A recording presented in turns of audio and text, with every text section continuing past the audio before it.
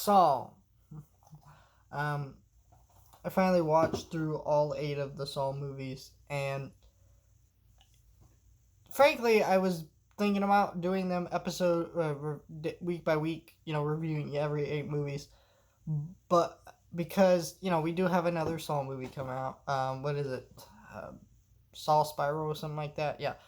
And, it'd be nice to have reviews for all these, but I'm just going to review the Saw series as a whole because I really only have good things to say about the first one. And I have some decent things to say about the second one, but the rest are bad. They don't really make sense. They're kind of funny to watch and fun to watch.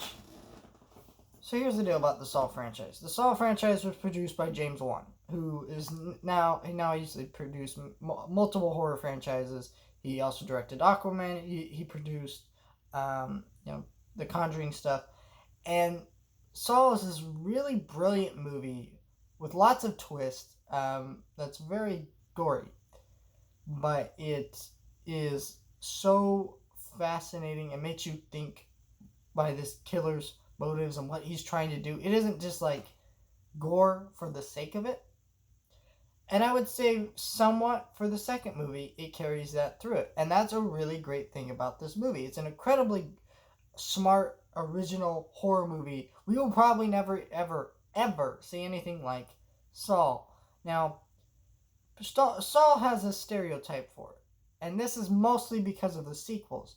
But now it's become a label that's thrown onto the first movie. It's what's called a torture porn.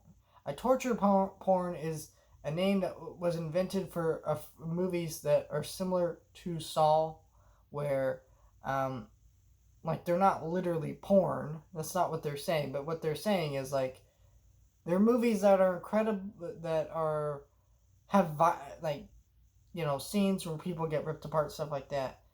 And it doesn't really have a reason to be that way.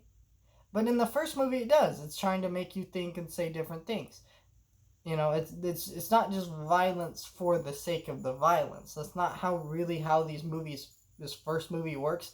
And the second movie, I would say the same thing too, but on a lesser scale, obviously. And so these first two work really well.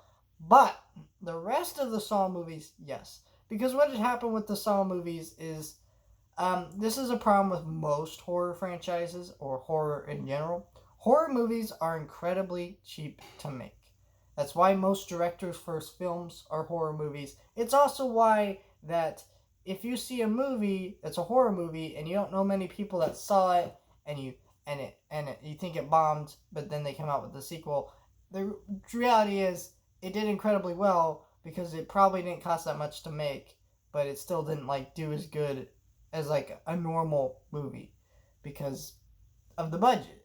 And so Saw was doing incredibly good numbers for their budget, and so there was an idea that if they just kept cranking out more every single year, they could keep this franchise going nonstop. And that's exactly what they did. They came out with a Saw movie every single year for 7 years. 7. Now we had a reboot, Jigsaw, which was not very good. Not many fans really liked that, but yeah, this franchise just became nonsense because it was you had characters from others movies who would show up randomly and they'd be there and what would they do?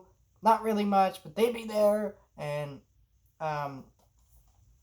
you wouldn't really understand. It became so incomprehensible, the writing didn't even make sense anymore. It made absolutely no sense forever. But people kept watching it because they wanted to see the gore and the blood.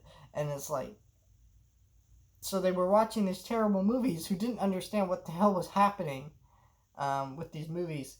And so, yeah, this franchise is one of those horror franchises that I don't think will ever be good again because it was doomed from the start. You have such an original first movie that does everything a horror franchise could do and it's so original, it's so unique, it's so different. It's wow, this is amazing. And then when you get to the next movie, it's kind of like, yeah, you kind of understand why they couldn't really recapture this again, because there's no way to recapture the magic of Saw.